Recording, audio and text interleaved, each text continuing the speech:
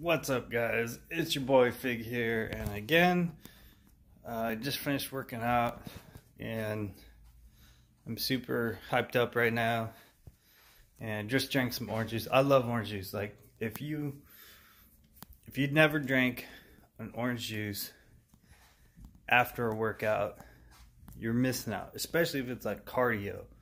Like, one, it is the most amazing tasting thing after a hard workout. But two, the acidic acid within orange juice helps break down the lactic acid that builds up in your joints from the excretion of your muscles, right? Which causes that stiffness. So the orange juice will help relax or get rid of that stiffness in your joints. So it's very good. If you haven't tried doing that, you got to do that. Go throughout school when I was doing cross country and track, when we had big meets, one of my coaches, Jorgensen, she would always have like sliced apples and sliced oranges, and everybody would bomb on the apples, but I'd be going for the oranges. Anyways, it's book of the month again. And I know I just had a book of the month film or video, but you know, I'm behind and I'm catching up. I finished Liberty Defined, I think it was. I don't have the book with me. Yeah, Liberty Defined. I don't have the book with me right now because I let someone else borrow it. I thought they might be interested, so I was like, hey, check this out. So yeah, anyways, Liberty Defined by Ron Paul, or I like to call him the Patron Saint of Liberty. And all right, let's get to it. Welcome to the rabbit hole.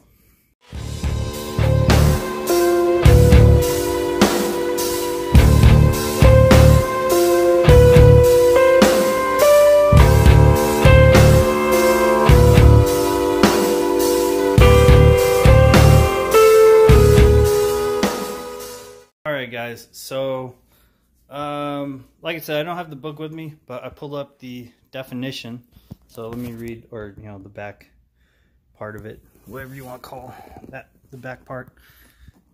Is it just me, or does it seem kind of cloudy? And maybe it's the lighting, I don't know, whatever.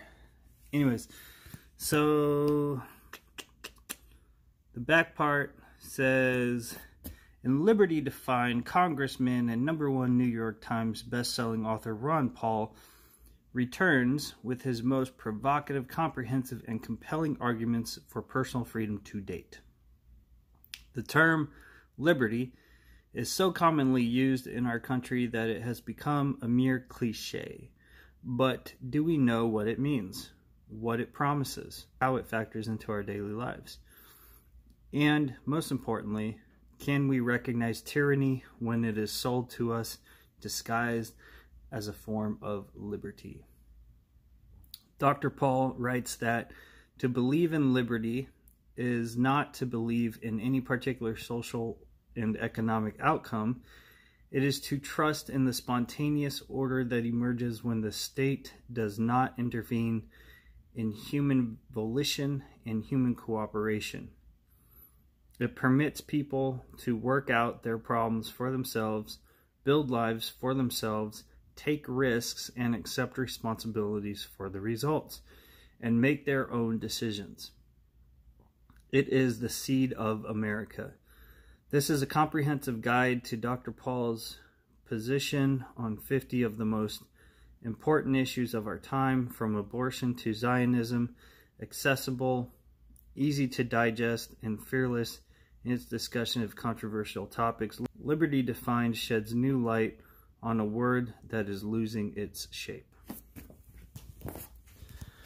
Alright, so basically, like I said, Liberty Defined, as written by Ron Paul, goes through 50 topics that we typically end up discussing, especially during election cycles and things like that.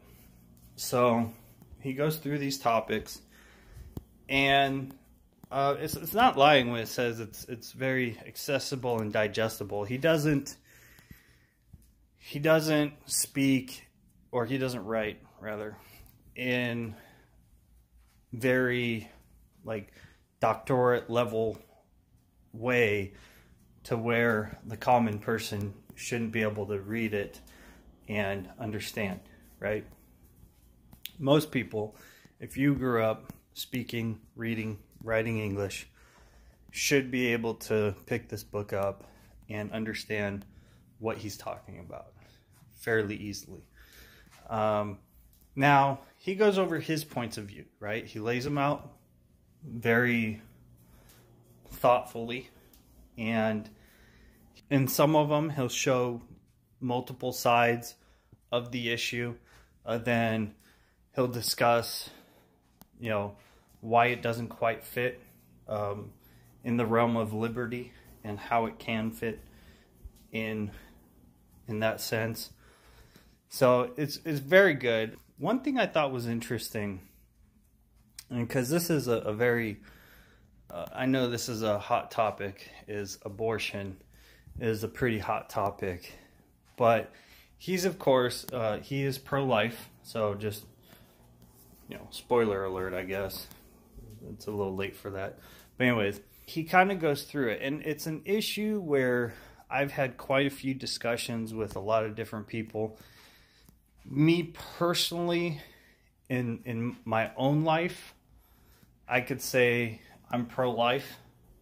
On the political side, I can't justify saying what someone else can or cannot do with their own body. Okay? So on the political side, I would say I'm probably more pro-choice for sure. Just because of that. Now, we get to an issue, to me, when it comes to the whole life and death issue. Like, what is life? What is death? Has, you know, life hasn't really been clearly defined, whereas death has. Now, to me, just kind of, I'm not super read on the subject, but to me, death would happen when, not when the heart stops, but when the brain stops. Okay? To me, that is death. Because the brain can keep going for some time after the heart stops. I believe it's like, I don't remember how many minutes. I think it was like up to 5 minutes. So, for me, we talk about, well, when does life happen? And, well, if death happens when the brain stops, to me, life would happen when the brain begins. And I don't know where that is in the fetal cycle. I'd have to look it up. Actually, you know what? Got the computer right here. Let's look it up right now. Oops. Where's my mouse? Donde está el mouse? The freak. Maybe I gotta move this. Oh, there it is. That was weird. Alright, let's consult the gods of Google. When, or how do we make this question? In the fetal cycle, when does the brain develop? Okay, 7 weeks into your pregnancy or 5 weeks after conception, your brains or your baby's brain and face are growing. Depressions that will give rise to nostrils become visible and beginnings of the retinas form. Okay, so in this sense, we could say that life starts at 5 to 7 weeks. that's pretty quick, right? That's pretty quick. Now, all right, so we got that. But when is life viable, I guess? I guess that would be the next step, right? Or that would be, I don't know. Again, I'm not too well thought out or read on this particular thing, so that's why we're kind of discussing it. And if you got any comments on it, if you got any ideas, please feel free to obviously comment below. Now, when is life viable, though, right?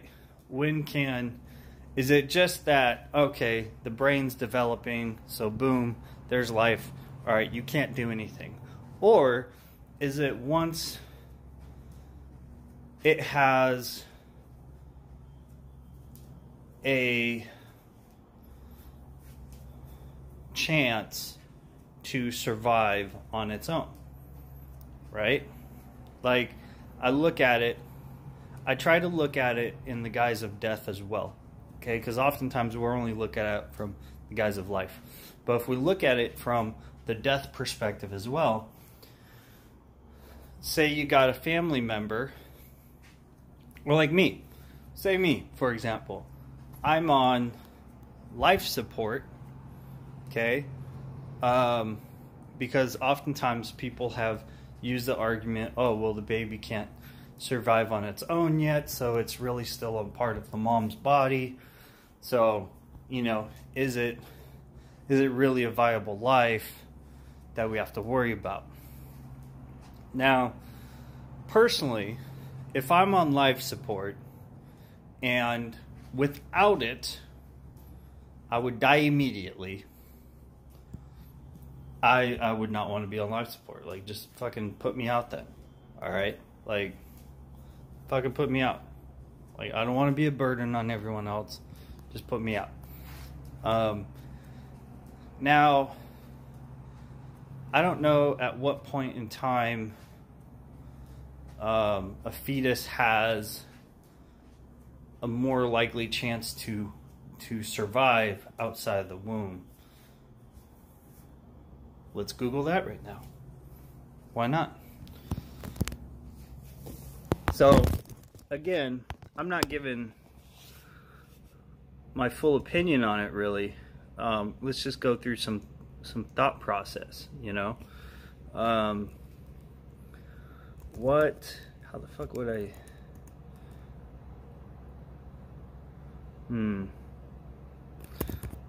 When is a fetus... When is a fetus viable? In general, infants are born very early or not considered to be... in general, infants that are born very early are not considered to be viable until after 24 weeks gestation. This means that if you give birth to an infant before they are 24 weeks old, their chance of surviving is usually less than 50%. Some infants are born before 24 weeks gestation and do survive. So, at 24 weeks,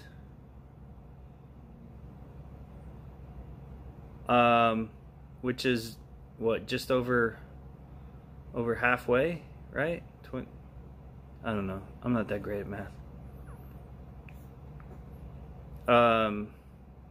So anyways, at 24 weeks is the baby has about 50-50 chance of survival, right? So if given that, would it be possible to say that, you know, if someone on their deathbed is on life support, which essentially a baby or a fetus inside of a woman is on life support, that woman is the life support, right? Getting all the food that way, only way it could survive. at what point is it okay, and who has the authority to even say if it's okay or not, right? Who has the authority to say whether something is moral or not? I think a lot of these questions have to be answered if we're going to make some sort of law about it. Now, what I don't agree with for sure is government, also known as taxpayer, paying for someone's abortion. That to me is a no-no, right? Because taxes are essentially extortion anyways. If I didn't agree with it, just because I'm born here, you want me to pay taxes to you? You're going to force me, and if I don't, you're going to have men come to my home with guns and force me to jail? Come on, man. As Biden would say, come on, man. So anyways, that's a whole nother thing. And that's also in the book, is federal tax. Federal tax is a sham. But we won't go into that right now. So anyways, I mean, this is what I'm talking about, though. Like, so he goes into a lot of different topics, and he brings up, he shares his point of view, but he brings up other things. And you don't have to agree with him. I don't agree with him on everything. But he brings up some great ideas. And it's a really good book for, food for thought, just to get your mind going on these things. I think it's a great book. And obviously I kind of singled out the abortion just because I wanted to have a discussion on, life and death. And I'm kind of, I guess I'm a little existential about shit. So, but let me know what you guys think. If you've read the book, leave a comment down below. Make sure you guys like the video so I can hopefully get my views up. Subscribe, please, so that way you can get a notification whenever I bring out new videos. And if you haven't read the book, hey, still, put your thoughts down below on the video and go pick up the book and read it, and then we could talk about it because it's pretty interesting. And yeah, it's a great book, though. Patron Saint of Liberty, Dr. Ron Paul. So anyways, that's all I got for you guys. You guys got anything for me, hit me up. You know where to find me, right here, the rabbit hole.